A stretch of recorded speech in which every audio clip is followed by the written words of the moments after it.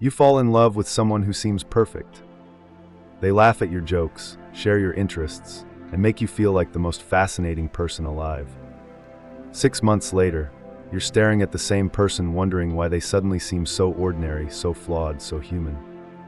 This isn't a story about them changing. This is about what happens when love stops being a drug and starts being a mirror. When you first meet someone who captivates you, your brain floods with dopamine and norepinephrine. You're literally high. During this phase, you project your ideals onto this person. They become a canvas for your hopes, dreams, and fantasies about what love should feel like. You see what you want to see because your neurochemistry is designed to help you bond. But here's what nobody tells you about the crash that follows. When the chemicals settle and you start seeing your partner clearly, you're not just seeing their real personality. You're seeing yourself reflected back through their eyes, their reactions, their daily presence in your life. The magic fades because the mirror appears. Carl Jung wrote extensively about projection in relationships. We unconsciously place parts of ourselves onto others, particularly the parts we haven't fully accepted about ourselves. When you're irritated by your partner's messiness, you might be confronting your own disorganization. When their neediness bothers you, you're facing your own unmet emotional needs. The person you fell in love with becomes a living reflection of everything you struggle to accept about yourself. Think about your last serious relationship. Remember that moment when the honeymoon phase ended. Your partner probably didn't transform overnight into a different person. Instead, you started noticing things that always existed.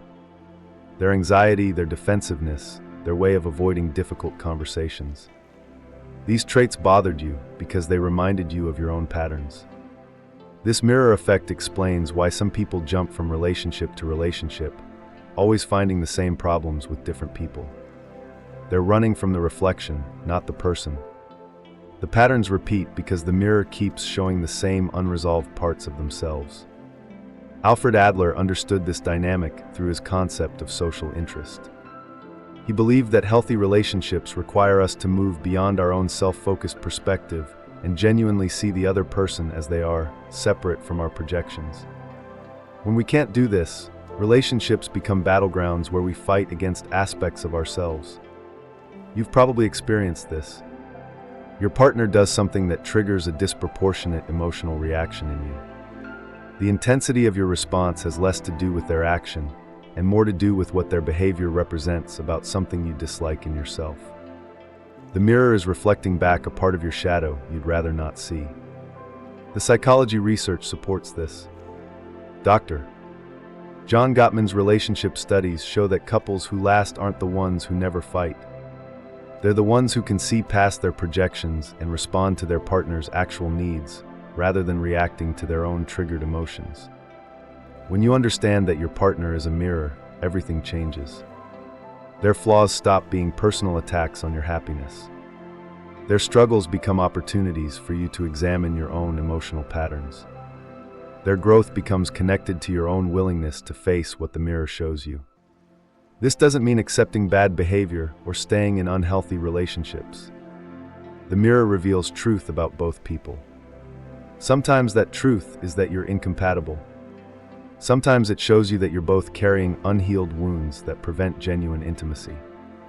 The magic of early love feels intoxicating because you're seeing yourself as perfect through someone else's infatuation. The discomfort that follows comes from seeing yourself as human through someone else's clarity. Both phases are necessary. The first creates the bond. The second creates the opportunity for real love to develop. Real love begins when you can look in the mirror your partner provides and say, "Yes, this is who I am. I see my patterns, my fears, my limitations. I accept these parts of myself, and I'm willing to grow." When both people can do this, the relationship transforms from a fantasy into something sustainable and deeply connecting.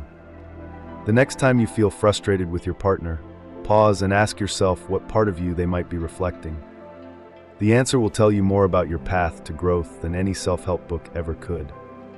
Love stops feeling magical when it becomes a mirror because mirrors show reality.